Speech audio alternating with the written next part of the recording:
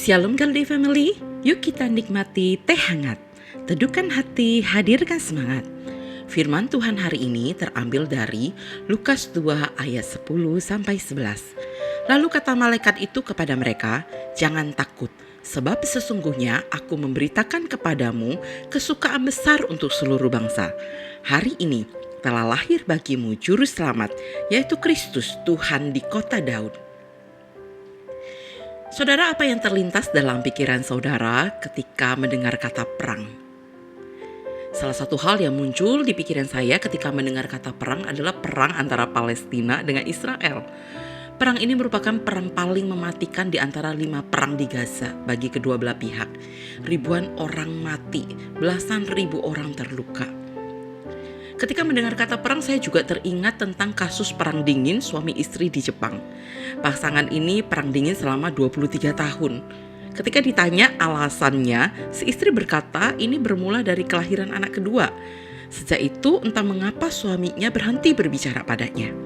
Ketika ditanyakan kepada suami, ternyata alasannya karena si suami cemburu melihat si istri yang terlalu fokus mengurus anak dan dia merasa tidak dipedulikan. Karena marah, akhirnya dia memilih diam saja atau perang dingin. Sampai akhirnya keterusan dan berlangsung 23 tahun. Saudara, perang bukanlah sesuatu yang menyenangkan. Perang membawa perpisahan, luka, bahkan kehancuran.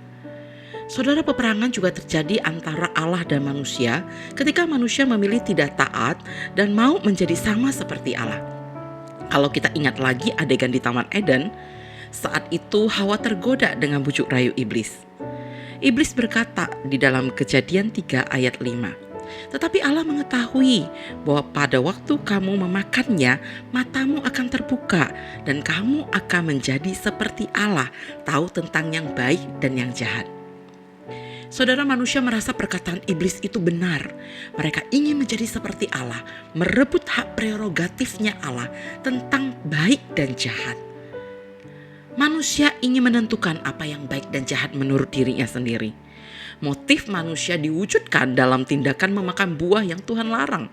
Manusia jatuh ke dalam dosa dan dampaknya hubungan manusia berdosa terpisah selamanya dengan Allah yang Maha Kudus itu. Manusia berada di bawah muka Allah dan hukuman maut.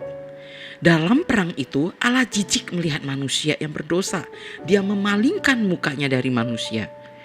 Namun syukur pada Allah, Dia tahu dengan usaha dan perbuatan baik manusia tidak akan mungkin bisa selamat, tidak akan mungkin bisa kembali kepada Allah.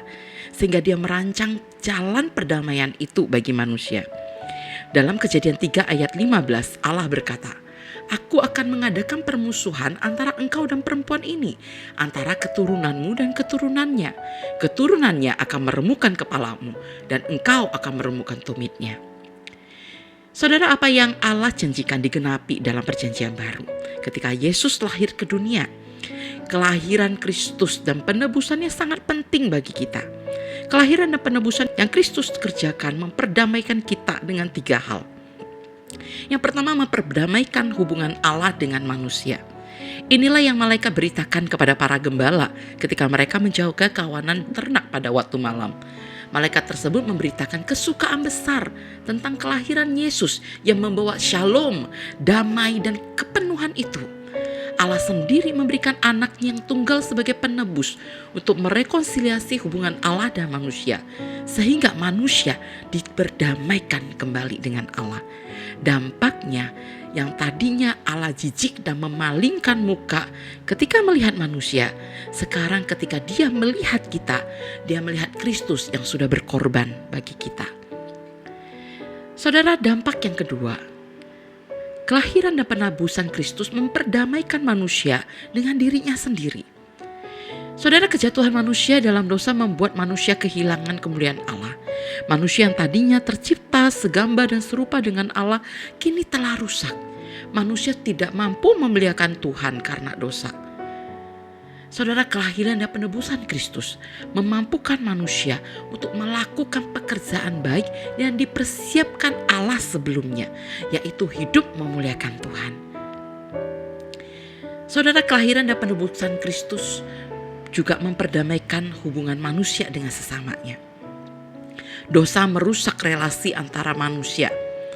Adam dan Hawa saling tuding dan diikuti dengan semakin rusaknya relasi manusia setelahnya.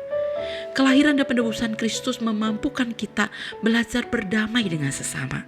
Kita dimampukan mengampuni dan berdamai karena kita terlebih dahulu telah menerima pengampunan dan diperdamaikan melalui Kristus. Saudara, peringatan Natal akan menjadi sia-sia dan hanya rutinitas tiap tahun kalau kita hanya sekedar melewatinya begitu saja dan terlena dengan acara dan hadiah demi hadiah. Jangan biarkan momen Natal tahun ini menjadi sia-sia. Mari kita ingat kembali kelahirannya, penebusannya yang sudah memperdamaikan kita dengan Allah, dengan diri kita, bahkan memampukan kita untuk hidup berdamai dengan orang lain.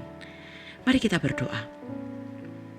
Terima kasih Engkau telah lahir, bahkan Engkau telah menebus kami.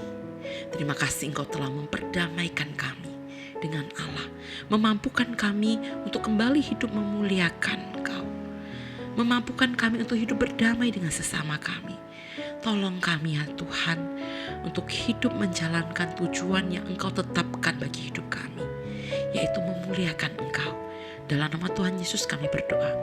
Amin.